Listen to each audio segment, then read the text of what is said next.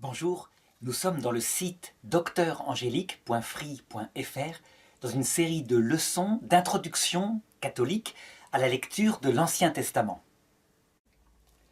Et je voudrais aborder dans cette leçon un exemple frappant qui manifeste à quel point il faut lire l'Ancien Testament comme un livre qui indique un devenir, un progrès dans la révélation de Dieu, dans la révélation de la relation entre Dieu et l'homme. Et je voudrais prendre ici l'exemple de la relation des hommes aux femmes, pour une raison simple.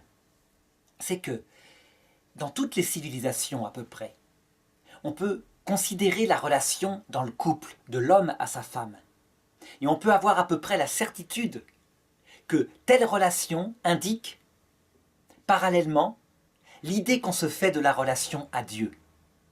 Je voudrais donner quelques exemples pour montrer que ce n'est pas seulement un phénomène biblique. Par exemple, y a-t-il eu des civilisations où l'homme et la femme ont été égaux en droit dans l'Antiquité, où l'homme et la femme, véritablement, tout en étant différents en nature, ont eu, je dirais, une relation unique, de monogamie? On en voit quelques-unes. Je pense par exemple à l'Égypte antique. Dans l'Égypte antique, il est certain que les pharaons ont plusieurs épouses, mais, on le voit très souvent, la monogamie est pratiquée. La monogamie est pratiquée et dans la représentation des statuaires, on voit que la femme a la même dimension que l'homme. Il y a une égalité, il y a même une relation d'amour. Eh bien, ceci est en rapport avec l'un des mythes fondateurs de la religion d'Égypte, à savoir le mythe d'Isis et d'Osiris.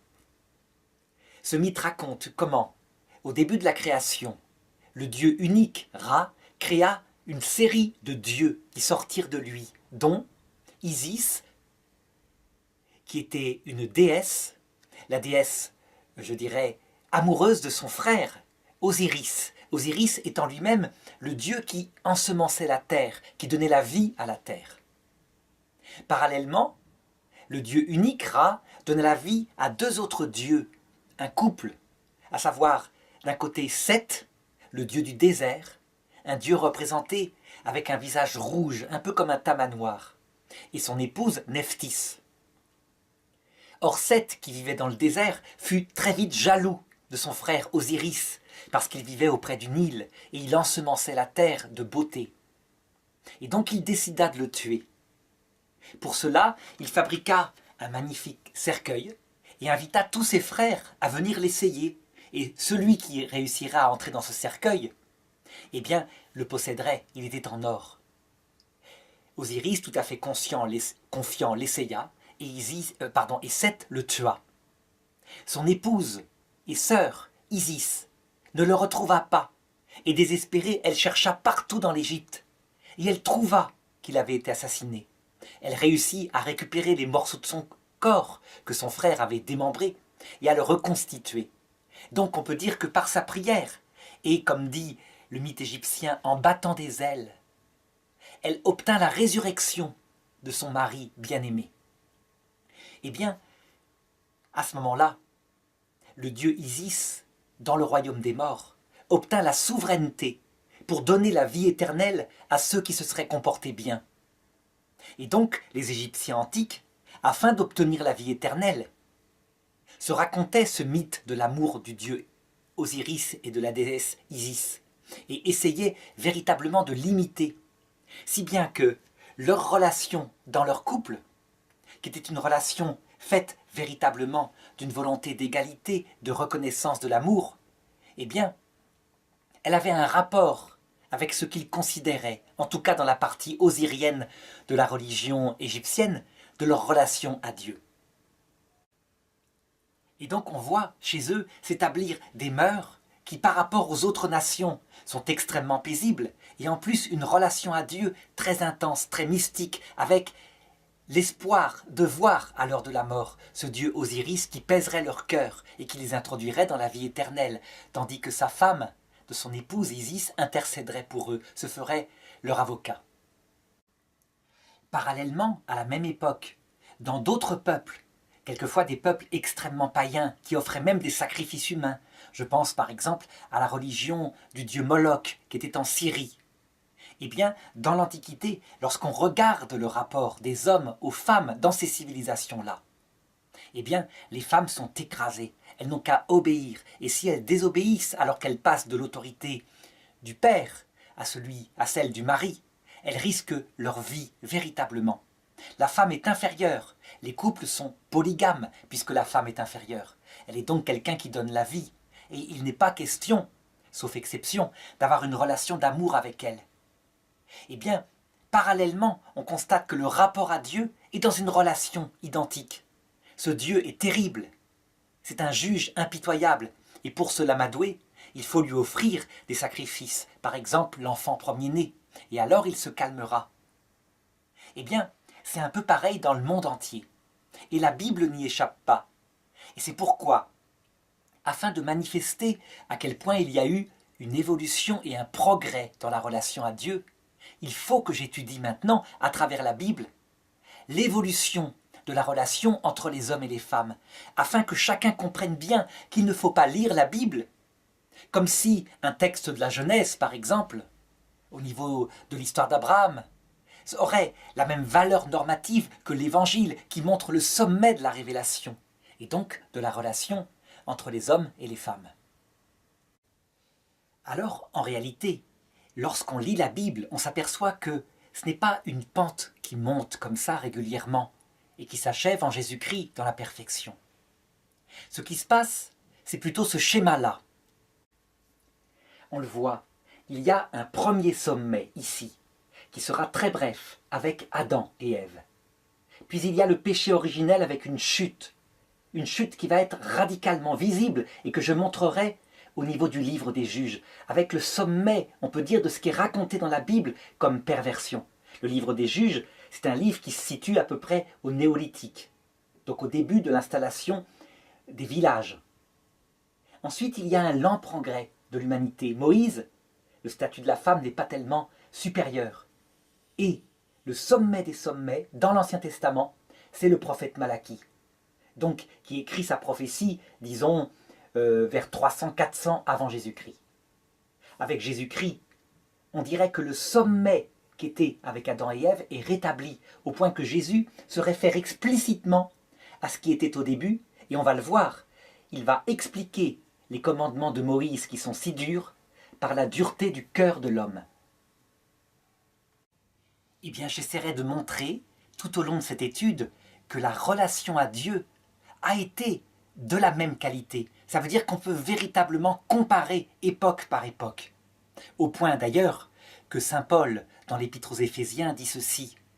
Il y a dans le mariage un grand sacrement, un grand signe. Je veux dire, le rapport de l'âme avec Dieu, de l'Église avec Dieu. Et c'est très vrai. Telle époque, telle relation à sa femme, telle relation avec Dieu. Le rapport est instantané et donc ça permettra de bien visualiser ce progrès dans la Bible.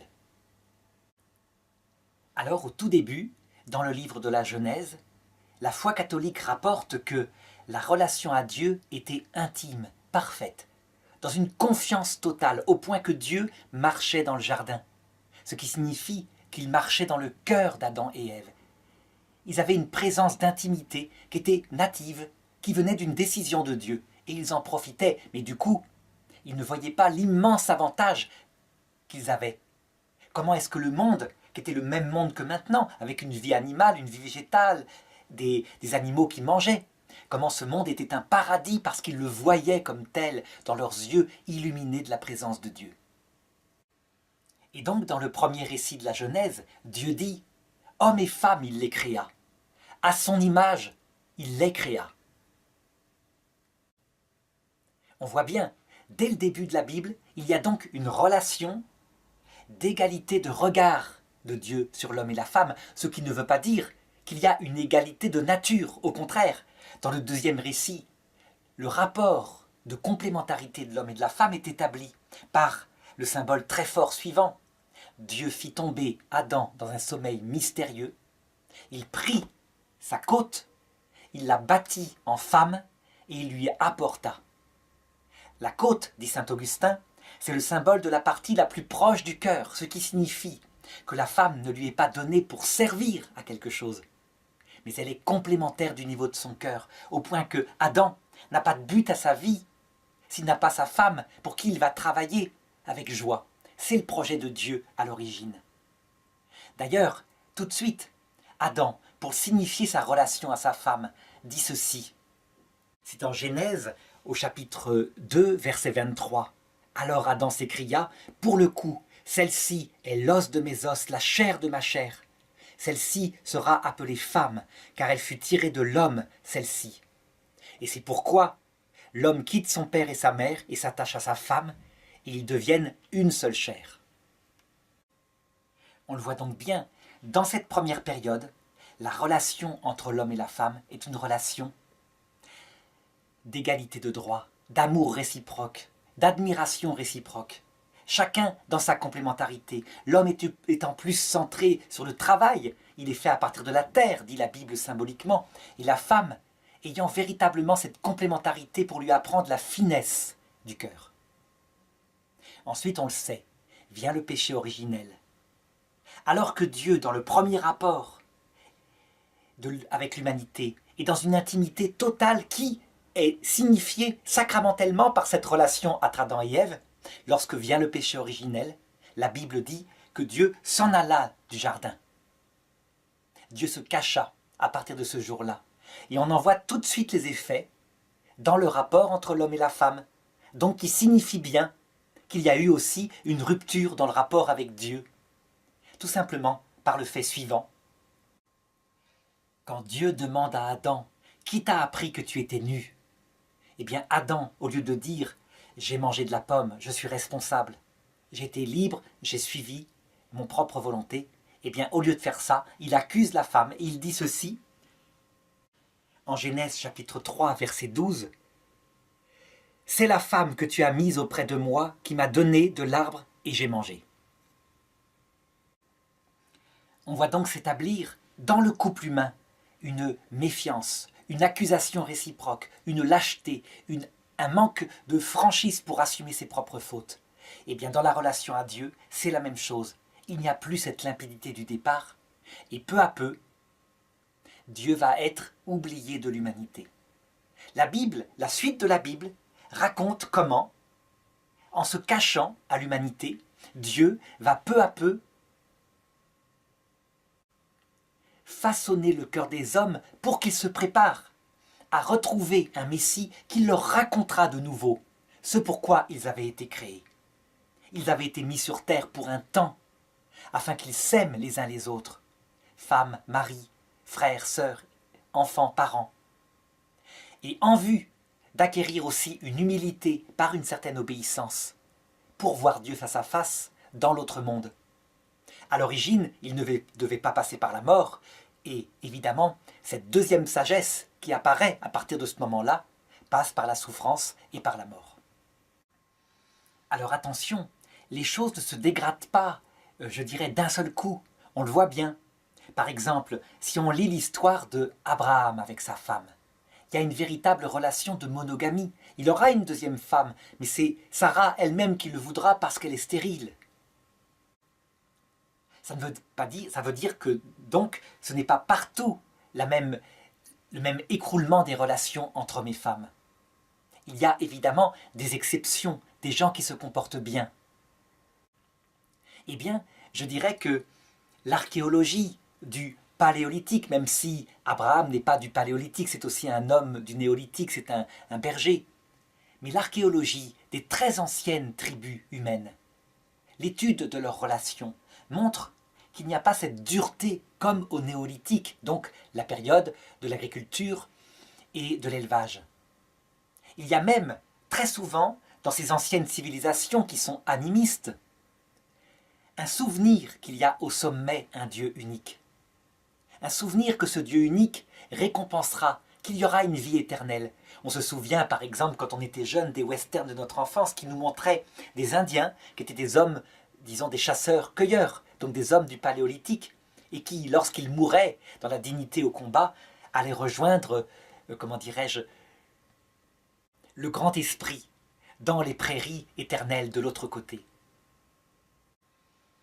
Seulement, ce souvenir du Dieu unique, créateur de tous les dieux, s'estompera peu à peu. Et on voit même à l'époque d'Abraham, je dirais, qu'il y a plusieurs dieux, et que le Dieu d'Abraham n'est qu'un Dieu d'une famille, parmi d'autres familles qui ont d'autres dieux. Alors pour montrer, je dirais, le creux le plus grave de la dégradation de la relation entre les hommes et les femmes dans la Bible, et donc il faut lire non pas comme signifiant une volonté de Dieu, mais étant une révélation de ce que l'homme, l'humanité a vécu, de là où elle est descendue. Eh bien, il faut se pencher sur un texte qui se situe dans le livre des Juges. Le livre des Juges, c'est après Moïse. C'est au début de la fondation d'Israël, alors que Israël est véritablement structuré sous forme de tribus. Il n'y a pas de roi unique, ce n'est pas encore une nation. Il y a les 12 tribus d'Israël, comme il y a les tribus indiennes en Amérique du Nord au XIXe siècle.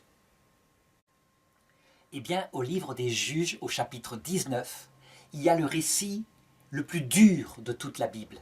Le récit le plus dur qui manifeste, justement, la dégradation la plus parfaite qu'on puisse imaginer de l'humanité. L'histoire raconte ceci.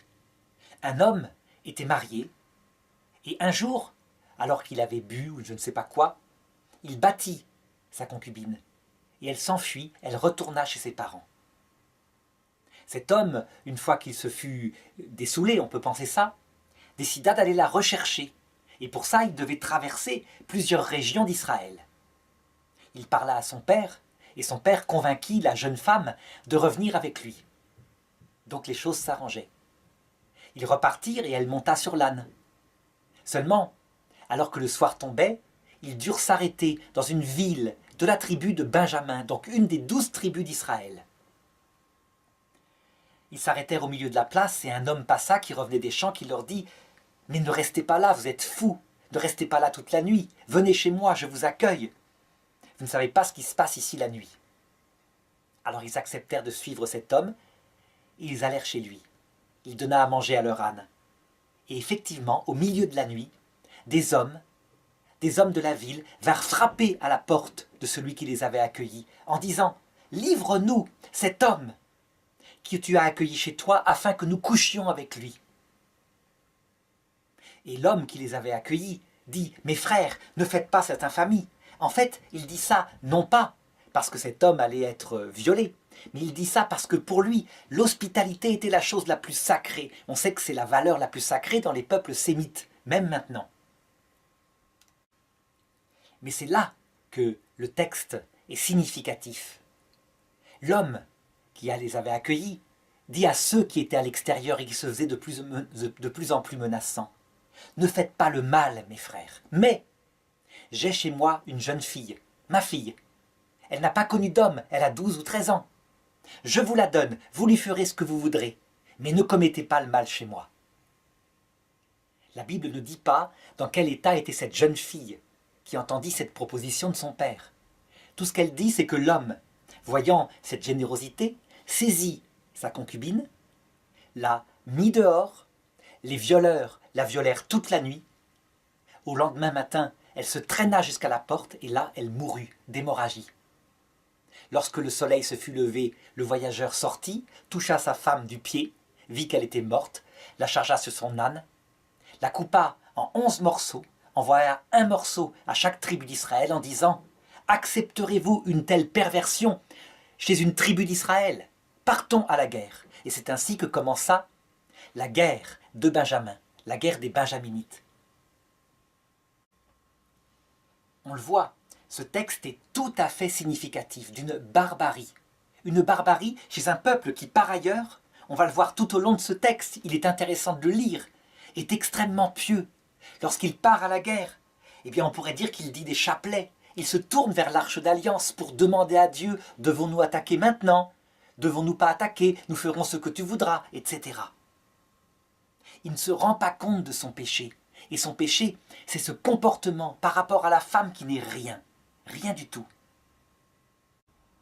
Eh bien, on peut dire que ce texte, il révèle aussi la relation que ce peuple d'Israël avait avec Dieu. Et que Jésus dénoncera dans le Nouveau Testament en disant « C'est à cause de votre cœur dur. » Leur cœur est dur, effectivement. Ils ne peuvent pas se rendre compte de là où est leur impiété. Ils n'ont aucun sens de ça. Leur valeur, c'est l'hospitalité. Et après, le sens de l'honneur. Et la femme, c'est à peine au-dessus d'un mouton, parce qu'on ne ferait pas ça à un mouton. Seulement, ce qui est intéressant, c'est que dans ce texte-là, on a donc le rapport de l'homme avec Dieu. C'est un rapport de servilité de type esclavage. Ça veut dire qu'on peut dire que ce peuple hébreu, tel qu'il se comporte à l'époque, ressemble parfaitement aux talibans d'Afghanistan. Les femmes sont complètement soumises, elles sont voilées, on ne voit qu'un grillage où leurs yeux à peine peuvent regarder. Et si elles désobéissent, alors elles risquent la mort. On raconte des anecdotes comme ça au Pakistan, dans ces tribus, où des femmes, des jeunes filles de 14-15 ans sont mariées, sans aimer l'homme évidemment à qui elles sont mariées, habitent avec leur mari chez sa mère. Et jusqu'à ce que la mère soit vivante, elles sont l'esclave de la mère, elles font la cuisine. Elles sont aussi l'esclave sexuelle du fils. Elles n'ont rien à dire. Et c'est un tel désespoir que l'une des grandes causes de mort de ces jeunes femmes au Pakistan, c'est qu'elles s'immolent par le feu. Elles n'ont pas d'autre moyen de se tuer que de prendre le pétrole qui sert à faire la cuisine, elles se le versent dessus, elles allument et elles s'immolent. Et donc il y a des soins des médecins occidentaux pour essayer de les sauver, ces pauvres petites, comme on peut. Eh bien Dieu, il se comporte avec ce peuple hébreu, exactement avec la même dureté que lui se comporte avec sa femme. Et le récit le raconte. Le peuple partit donc devant l'arche d'alliance, donc devant le Saint-Sacrement, pour prier en disant à Dieu, devons-nous attaquer demain la ville de Benjamin puisqu'ils ne veulent pas céder, ils ne veulent pas nous livrer les coupables. Et Dieu répondit à travers le prophète, oui, attaquez demain. Les tribus d'Israël, les 11 tribus, attaquèrent donc le lendemain, attaquèrent la ville où était la tribu de Benjamin en face. Pendant ce temps, par derrière, la tribu de Benjamin fit une sortie, les attaqua de côté, et leur tua, dit la Bible, 30 000 hommes. Et eux, tout penauds, tout pleurants, ayant été étrillés, s'envinrent vers l'âge d'alliance en disant « Oh Seigneur, que s'est-il passé? Tu nous avais dit d'attaquer, nous ne comprenons pas. » Et ils reprièrent, ils supplièrent toute la nuit, et Dieu leur dit le lendemain « Attaquez ce matin. » Et ils attaquèrent. Et de nouveau Benjamin sortit, fit la même manœuvre, et leur tua de nouveau 30 000 hommes. Et ils revinrent vers l'âge d'alliance, pleins de piété, « Seigneur, nous ne comprenons pas. » Ils ressemblent, dans leur rapport avec Dieu, à des hommes terrorisés, soumis, veulent en même temps, un petit peu comme Louis de Funès aimait bien à jouer le rôle, dur avec le faible, et veulent avec le fort, qui s'appelle Dieu. Eh bien, ce texte-là révèle pourquoi Dieu se comporte avec eux durement. Pourquoi est-ce qu'il ne donne pas la victoire tout de suite? Cette guerre, elle ressemble un peu à la guerre 14, où on peut dire que les nations européennes sont un peu pareilles.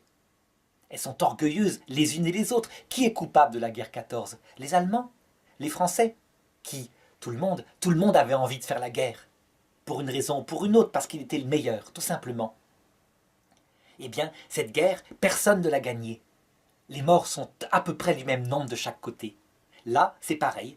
Et à cause de la dureté de leur cœur, ils sont écrasés par les malheurs qui, peut-être, leur apprendront à avoir un cœur un peu plus humble. Une troisième fois, le peuple, tout suppliant, se tourne vers l'âge d'alliance, demande à Dieu, est-ce que nous devons attaquer? Dieu dit, attaquez, mais mettez dans la forêt derrière une petite troupe. Et quand Benjamin attaquera, voilà ce que vous ferez.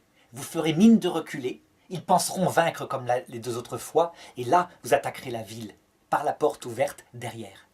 C'est ce qu'ils firent. Seulement, dans l'ardeur de leur combat, ils massacrèrent tout le monde, toutes les femmes, sans exception, tous les enfants, sans exception, tous les veaux, sans exception, toutes les vaches, et tous les hommes, sauf 8 hommes, qui se réfugièrent dans la montagne. Et le soir, ils revinrent vers l'âge d'alliance, tout heureux, et ils dansèrent devant l'arche en remerciant Dieu de la victoire. Et puis, quand ils eurent dessoulé, le lendemain, ils se rendirent compte qu'ils avaient éliminé une tribu des fils d'Israël. Parce qu'il n'y avait plus de femmes, et qu'ils avaient juré par serment que personne ne donnerait sa fille en femme à quelqu'un de la tribu de Benjamin à cause de sa faute. Alors ils réfléchirent entre eux, et ils eurent une idée.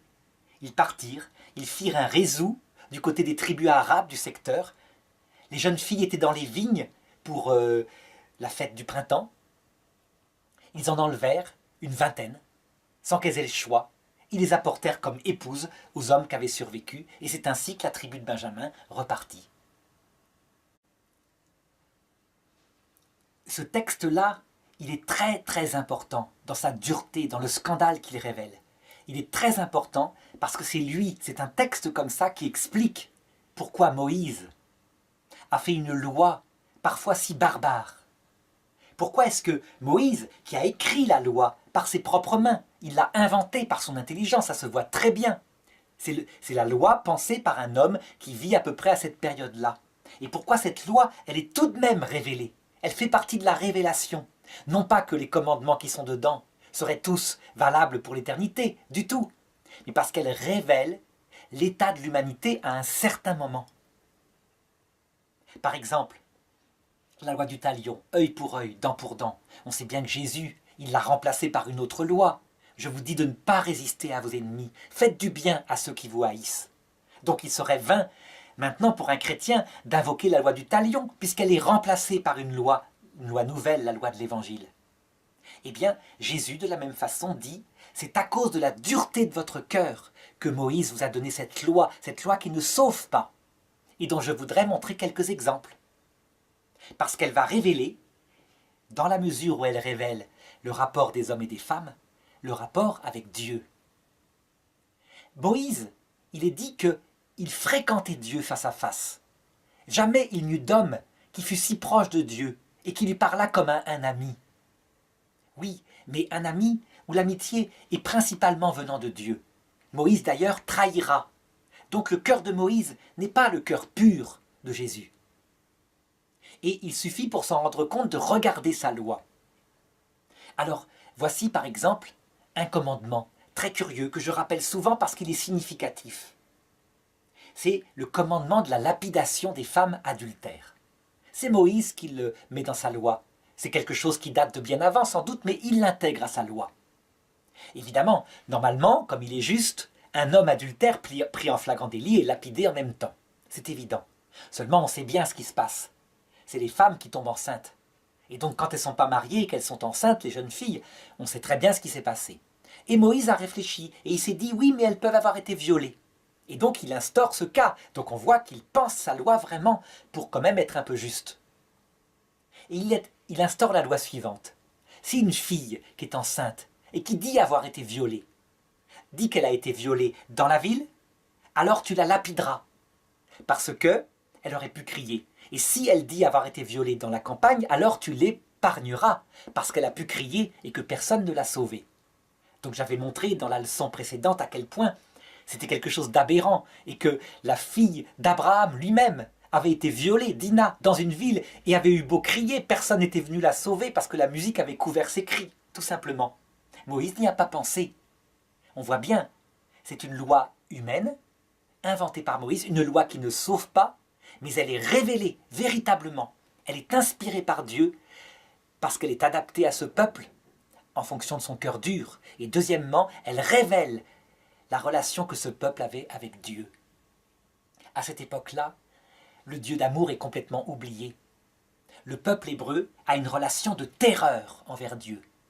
C'est un Dieu dangereux, un Dieu qui peut tuer, un Dieu sauvage. La preuve d'ailleurs, lorsqu'ils étaient dans le désert, et que Moïse monta sur la montagne pour recevoir la loi de Dieu. Celui qui posait le pied, ne serait-ce que le pied, sur la montagne où Dieu apparaissait, devait être mis à mort. Donc la relation était bien la terreur. Donc encore une fois, on le voit bien, le couple, à l'époque de Moïse, à l'époque du livre des juges, la relation de l'homme et de la femme est le révélateur parfait de la relation que le peuple à l'époque avait avec Dieu parce qu'il avait le cœur dur. C'était un peuple barbare. Comme dit la Bible, un peuple à la nuque raide. C'est aussi à cette époque-là que Moïse permet la répudiation d'une femme qui ne plaît plus, avec un certain nombre de restrictions, donc il y a quelques lois, mais on peut répudier sa femme. Et Jésus commentera, c'est à cause de votre cœur dur. C'est aussi à cette époque-là que la polygamie est permise. Elle n'est pas vraiment dans la loi de Moïse. Il n'y a pas comme dans la loi de Mohammed, 4 femmes maximum. Il n'y a rien qui est dit. Si bien que, on verra par la suite, certains rois, comme le roi Salomon, avoir 1000 femmes, du moins 700 épouses et 300 concubines. Pourquoi se priver? Rien ne l'interdit dans la loi de Moïse. De la même façon, donc, on voit la relation à Dieu s'établir comme cela. Par exemple, après les juges, viennent les premiers rois, c'est le roi Saül le premier. Il est oint par le prophète Samuel. Ce que Dieu demande à Saül, c'est tout simplement une obéissance absolue. Une obéissance out cadavère, comme un cadavre. Saül, malheureusement, désobéit, prend ses propres initiatives, n'écoute pas le prophète, et donc Dieu se détourne de lui.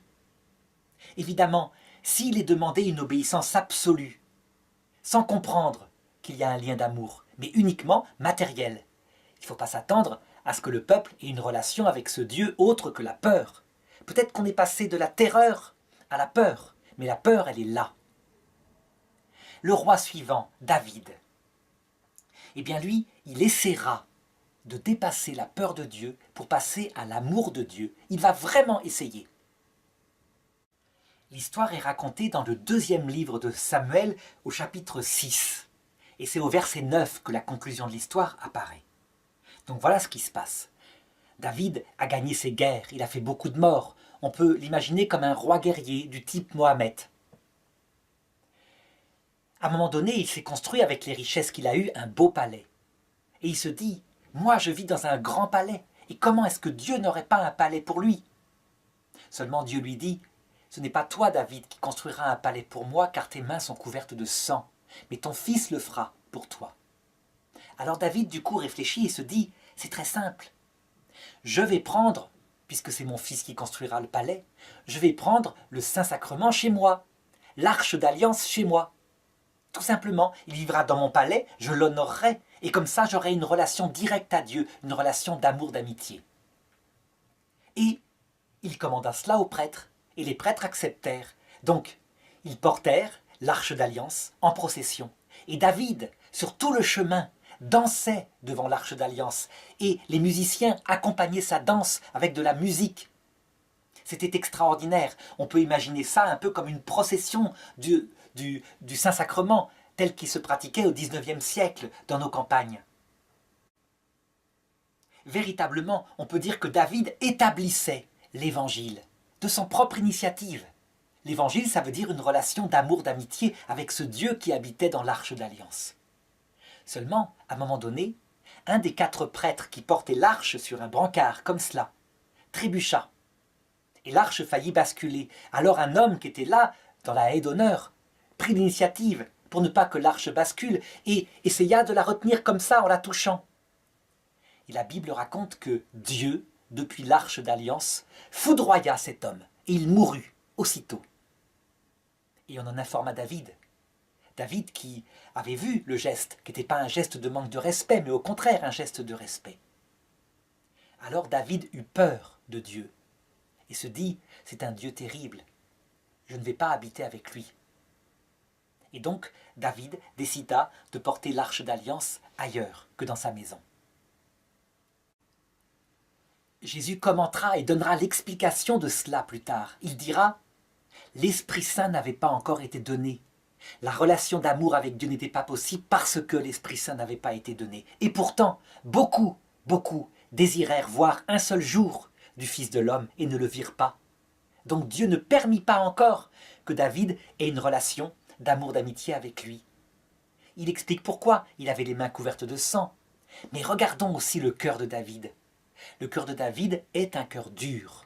Ce n'est pas un cœur qui est prêt à une relation d'intimité. Et il suffit encore une fois de regarder le rapport à ses femmes. David avait épousé une des filles de Saül.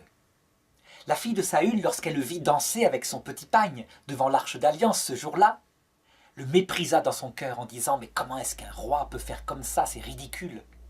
Et David l'a pris. Alors, à partir de ce jour-là, il lui dit « Jamais plus je ne t'approcherai, jamais plus je ne te toucherai. » Et effectivement, jamais plus il ne l'approcha, et jamais elle n'eut d'enfant, cette femme-là. David avait de nombreuses femmes, et donc il ne pouvait pas les aimer comme l'égal, comme on le voyait dans l'Égypte antique, chez certains du peuple à cette époque-là. De même, David, celle qu'il aima le plus, la femme la plus belle qu'il épousa, à savoir Bethzabée, il l'épousa en faisant tuer son mari qui la gênait parce que justement elle était mariée. Un assassinat terrible qui valut d'ailleurs à David une punition terrible venant du ciel. Mais comme David était un homme droit, qu'il prit conscience de son péché, il s'en repentit amèrement, il pleura devant Dieu et Dieu lui pardonna. Il faudrait, pour bien faire, pour comprendre le rapport de l'homme à la femme en cette période-là, faire aussi un rapport de l'homme avec la gloire politique. On peut dire que la gloire politique n'arrange pas les choses. Et on le voit avec le roi suivant, Salomon. Salomon qui est un homme extrêmement sage dans sa jeunesse, au point qu'il n'y avait pas de sagesse plus grande dans la région et que la reine de Saba vint le voir. Salomon, vers la fin de sa vie, abreuvé de gloire, abreuvé de succès, perdit sa sagesse et se pervertit. Il devint un vieillard lubrique, véritablement. Et il adora des dieux, des femmes qu'il prit, des nombreuses femmes qu'il prit comme épouses. On dit que le livre de Qoéleth dans la Bible, il est un livre écrit par David qui raconte l'état d'esprit où il était. Donc, il eut beaucoup de succès dans sa jeunesse, il pria même Dieu de lui donner simplement la sagesse. Et Dieu le bénit en disant « Je te donne la sagesse et je te donne aussi la richesse et la gloire parce que tu m'as demandé la sagesse. » Une fois qu'il eut la richesse et la gloire, eh bien, Salomon s'installa et oublia de prier Dieu, et puis se pervertit, et à un moment donné se rendit compte que finalement, riche, pauvre, alcoolique ou pas alcoolique, c'était pareil, tout était vanité, tout se terminait par la mort.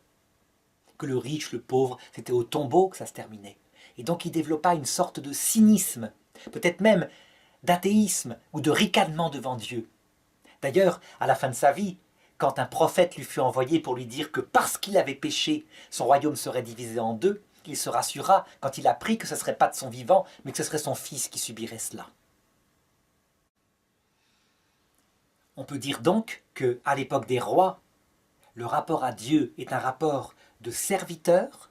La terreur a peut-être disparu, il y a eu un progrès avec le roi David, avec ses psaumes. Véritablement, il a exprimé de l'amour. Donc ce n'est plus comme au temps de Moïse, une terreur terrible par rapport à Yahvé. Il y a un progrès, mais ce n'est certainement pas l'amour d'amitié. Et en tout cas, le rapport aux femmes est un rapport de domination, la femme n'a rien à dire, et donc il y a un rapport à faire entre les deux. Le grand bouleversement dans le peuple juif, dans le peuple hébreu, le grand bouleversement, ce sera vers 700 avant Jésus-Christ, la destruction du royaume et la déportation du peuple à Babylone. On peut dire que là, il y a un axe majeur qui va changer le cœur de ce peuple, par la souffrance, évidemment. D'autant plus que voilà ce qui se passe. À un moment donné, arrive un roi, le roi Josias. C'est un roi extraordinaire. C'est un peu le Saint-Louis de la Bible. Il n'y a jamais eu de roi aussi pieux. Il est bien supérieur à David au niveau piété. Le roi Josias, c'est celui qui découvrit la loi juive dans le temple de Jérusalem et qui l'a lue au peuple. C'est lui aussi qui appliqua tous les commandements de Moïse, allant jusqu'à détruire le serpent d'airain que Moïse avait construit dans le désert pour être sauvé des serpents, et que le peuple adorait comme Dieu, ce qui était de l'idolâtrie, évidemment. Eh bien, ce roi Josias, si proche de Dieu, c'est à sa période, juste après son règne, que Israël fut détruit. Et donc, le peuple hébreu ne comprit pas s'il avait été détruit à l'époque du roi Salomon, vers la fin de son règne, il aurait compris, il avait péché. Mais là, alors que justement, il atteignait le sommet de la sainteté, c'est à ce moment-là que vient la destruction. Et donc ce fut un bouleversement théologique terrible, et le peuple hébreu commença à se demander, mais comment se fait-il que ce Dieu qui est notre Dieu frappe l'innocent comme le coupable, et pas seulement le coupable? Parce que le peuple hébreu était innocent. C'est là que sortira le livre de Job. Traumatisé par cette déportation, le peuple restera en exil 70 ans, et il reviendra dans sa terre pour reconstruire ce qu'il peut. Mais il se souviendra toujours de ce qui lui est arrivé.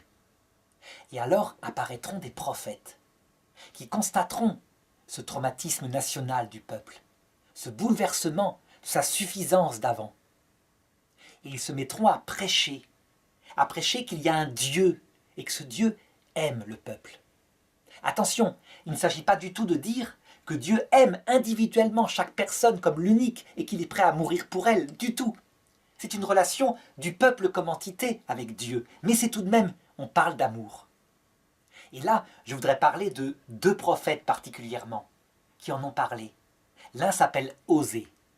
Et Osée, il va décrire exactement le comportement de Dieu avec son peuple, comme le comportement d'un homme aimant avec son épouse adultère.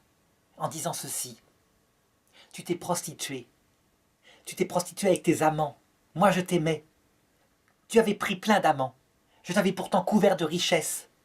Alors puisque tu as fait cela, dit Dieu, je vais t'emmener au désert, je vais te retirer tes richesses.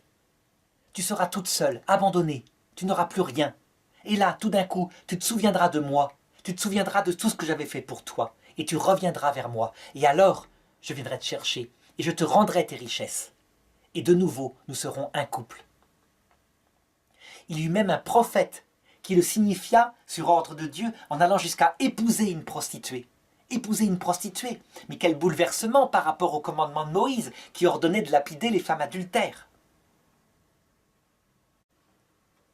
Eh bien, en fait, cette nouvelle relation à Dieu qui apparaît au moment des prophètes, on peut dire qu'elle est signifiée par cette relation entre les hommes et les femmes.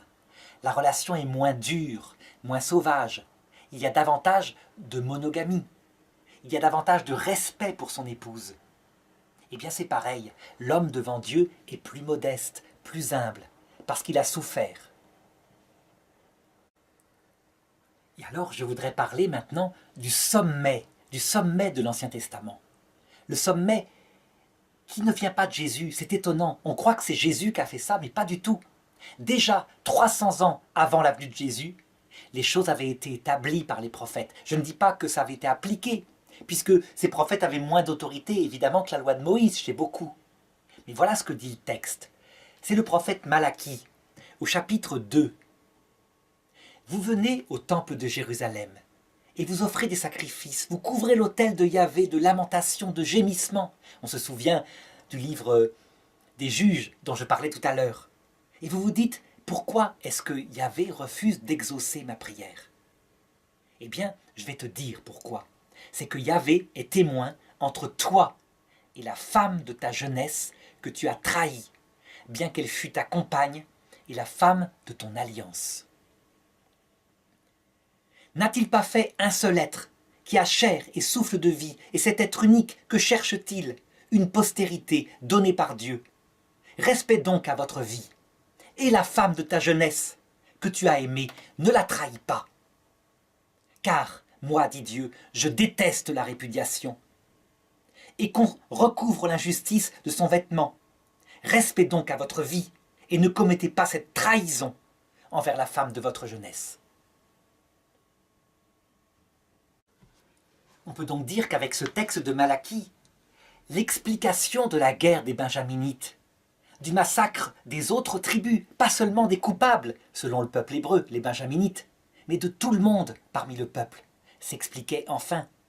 Les femmes étaient méprisées, abandonnées, trahies, livrées au viol, valant moins qu'un mouton. Et tout d'un coup, avec Malachie, c'est ta femme, ton unique, qui est rappelée. Donc la monogamie est instituée par Dieu, non pas par un commandement formel, mais là, véritablement. Et deuxièmement, la répudiation est bannie. Tu ne trahiras pas la femme de ta jeunesse. On peut donc dire qu'à ce moment précis, on obtient dans le peuple hébreu une sagesse qui ressemble à celle qu'on pouvait voir à la même époque et dont je parlais tout à l'heure, chez ceux qui en Égypte antique adoraient le dieu Osiris et la déesse Isis, le respect de sa femme pour avoir la vie éternelle. Eh bien, ce texte révèle certainement où était rendue la relation d'une grande part du peuple juif, puisqu'à cette époque-là, ce ne sont plus des Hébreux, seule la tribu de Juda a subsisté, donc du peuple juif avec son Dieu. Après l'exil de Babylone, l'humiliation, le cœur brisé, ce peuple juif, il aspire après un sauveur. Oh, il ne faut pas se faire d'illusions. Tous n'ont pas oublié la férocité de l'époque de Moïse. Tous n'ont pas compris que la loi de Moïse était maintenant déjà remplacée par la loi de Malachie. Il y a des débats chez les Juifs. Les Sadducéens pensent qu'il n'y a que la loi de Moïse. Les pharisiens pensent que les prophètes sont aussi importants parce qu'ils affinent les commandements de Moïse donnés à telle époque. Ce qui est certain, par contre, c'est que à cette époque-là, il commencera à naître dans le peuple hébreu des gens qui attendent un Messie, mais pas un Messie militaire, comme Moïse l'avait annoncé avec Josué, le premier Jésus, Josué le combattant qui conquit la terre matérielle de Palestine, mais un Messie souffrant, un Messie plein d'humilité, un Messie qui prendrait sur lui les péchés du peuple. Et le prophète Isaïe l'annonce. Donc on le voit encore une fois. La relation de l'homme avec la femme, qui a progressé énormément du fait de la souffrance du peuple, manifeste comme un sacrement que la relation avec Dieu a progressé, que l'aspect conquérant, terrestre, millénariste a diminué au profit de quelque chose de plus spirituel. Et alors enfin, arrivera Jésus. Jésus, Dieu lui-même, créateur d'Adam et Ève. Celui qui était en relation avec Adam et Ève au début de l'humanité et qui fut trahi par Adam et Ève. Viendra Jésus, le Dieu, qui s'incarnera pour rappeler à l'homme sa volonté, qui il est. Et aussi, du coup, pour manifester dans la relation entre l'homme et la femme ce que c'est que la relation entre Dieu et l'homme que Dieu veut. Pour résumer, voilà ce que Jésus annonce. Il annonce qu'en fait, Dieu veut une relation d'amour intime, non pas avec le peuple chrétien, mais avec chaque personne comme son unique. Si quelqu'un m'aime, nous viendrons en lui, nous, c'est-à-dire la Trinité, Père, Fils, Saint-Esprit, nous ferons en lui notre demeure. Et nous habiterons chez lui. Et Jésus en Saint Jean commente en disant « Vous ne serez plus des serviteurs, vous n'êtes plus des serviteurs, vous êtes mes amis, parce que vous connaissez maintenant ma volonté. » La volonté de Jésus, c'est donc une relation d'amour intime, d'amour, d'amitié, celle que David avait essayé d'instituer, et ce n'était pas le moment. Expliquer les raisons de la souffrance qui avait eu lieu dans l'Ancien Testament, en disant « C'était pour façonner votre cœur en vue de la vie éternelle. » Parce que nul ne peut voir Dieu sans devenir tout humble, et sans l'aimer, évidemment. Du coup, pour manifester cette relation si profonde, si intime, Jésus change le mariage entre l'homme et la femme. Et il dit ceci. Moïse vous avait dit que vous pouviez répudier vos femmes. C'est donc à cause de la dureté de votre cœur qu'il vous avait commandé cela. Eh bien moi je vous dis, ne répudiez pas vos femmes. Celui qui répudie sa femme la met en danger d'adultère si elle se remarie. Et si une femme épouse quelqu'un alors qu'elle est mariée, elle commet un adultère. Le texte paraît dur comme cela. Et on sait que les apôtres, lorsqu'ils l'entendent dire si c'est comme ça la relation d'un homme avec une femme, autant pas se marier, c'est pas la peine. On va être coincé, on aura des femmes qui ne nous rendront pas heureux, qui crieront à la maison, on ne pourra pas les répudier. Et Jésus répondit que celui qui comprenne puisse comprendre. En fait, ce que manifeste Jésus ici, c'est l'appel à la fidélité pour le meilleur et pour le pire. C'est quelque chose qui n'est pas humain. Moïse avait donc autorisé le divorce, ne serait-ce qu'en cas d'adultère. Jésus dit bien la fidélité quand la promesse est faite pour le meilleur, pour le moins bon, mais pour le pire. Et le pire, c'est quoi? C'est la trahison. Et il explique de cette façon-là. Lorsque vous, humains, vous me trahissez par vos péchés, lorsque vous trahissez la relation d'amour avec Dieu, Dieu, de son côté, il ne trahit jamais, jamais. Dès que vous revenez en suppliant pour être pardonné, aussitôt il rétablit l'amour avec vous. Il rétablit 7 fois, 77 fois, ça veut dire à l'infini. Eh bien cette qualité de l'amour que Dieu a pour vous, signifiez-le et réalisez-le avec l'amour entre femmes et hommes. C'est ainsi, on le voit, que le sacrement de mariage fut élevé vraiment au rang de sacrement chrétien. Alors évidemment, dans l'histoire de l'Église, certains ne comprirent pas cet appel de Jésus qui n'était pas un piège à damnation, au point qu'un homme qui par exemple n'aurait pas pu rester fidèle par faiblesse serait damné irrémédiablement, ou une femme qui aurait été rejetée par un homme qui l'aurait trahi et qui se serait remarié serait conduite en enfer éternel. Pas du tout. On sait bien qu'il y a une autre voie pour les gens qui n'arrivent pas à suivre un tel appel. C'est la voie du publicain. Quand le publicain arrive dans le temple et dit au Seigneur « Je suis un pauvre homme, je suis pécheur, je ne fais rien de bon, je le reconnais devant toi. » Et que Jésus dit de ce publicain, il repartit béni. Pourquoi? Parce qu'il avait simplement reconnu son péché. Donc ça ne veut pas dire non plus qu'il faut se laisser aller à pécher, à trahir son conjoint, c'est pas ça. Mais c'est pour montrer qu'il n'y a pas là les mêmes menaces qu'à l'époque de Moïse, où si quelqu'un n'appliquait pas un commandement, il risquait véritablement la mort physique. Rien de tel dans la loi de Jésus, c'est une loi d'attraction de l'amour. Il s'agit d'un appel et non pas d'une menace. Pour le signifier, pour montrer à quel point cette parole de Jésus fut un sommet et que les hommes eurent du mal à le garder, j'ai fait ici une courbe descendante après la mort de Jésus, que je devrais prolonger en montrant qu'elle ne cesse de progresser. Ça veut dire qu'en fait, le progrès qu'on voit depuis Adam et Ève et dans le Nouveau Testament jusqu'à Jésus, il se continue. Les hommes comprennent de plus en plus profondément, au fur et à mesure qu'ils avancent dans l'humanité, le message de Jésus. Au moment où l'Église fut puissante, un peu comme Salomon fut puissant, eh bien, curieusement, la définition du mariage chez les théologiens de cette époque-là, par exemple c'est saint Thomas d'Aquin, il consiste à dire que le mariage, c'est pour la reproduction, et c'est aussi comme remède à la concupiscence, éventuellement comme finalité secondaire, l'aide mutuelle des époux. Le Code de droit canon de 1917, il définit d'ailleurs le mariage comme cela. Il a été institué pour générer des enfants, et c'est sa finalité. Le Code de droit canon de 1983, réécrit après le Concile Vatican II, et donc après toutes les épreuves des deux guerres mondiales, de l'apostasie en Europe, il définit le mariage tout à fait beaucoup plus précisément, en disant que le mariage, il est fondé sur l'amour.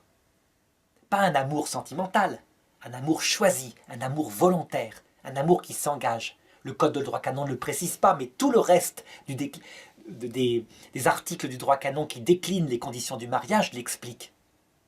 Qu'il a pour finalité, et il ne cite pas d'ordre, il a pour finalité l'accroissement de cet amour et le don de la vie. Et les finalités secondaires, c'est l'aide mutuelle matérielle, etc., etc. Donc, on voit que l'Église elle-même, au fur et à mesure qu'elle avance et qu'elle connaît des épreuves, un peu comme le peuple hébreu, eh bien, elle comprend plus profondément à quel point le message de Jésus, il a une portée énorme. À un moment donné, les chrétiens avaient le cœur plus dur que maintenant, et donc interprétaient le message de Jésus durement. C'est exactement pareil.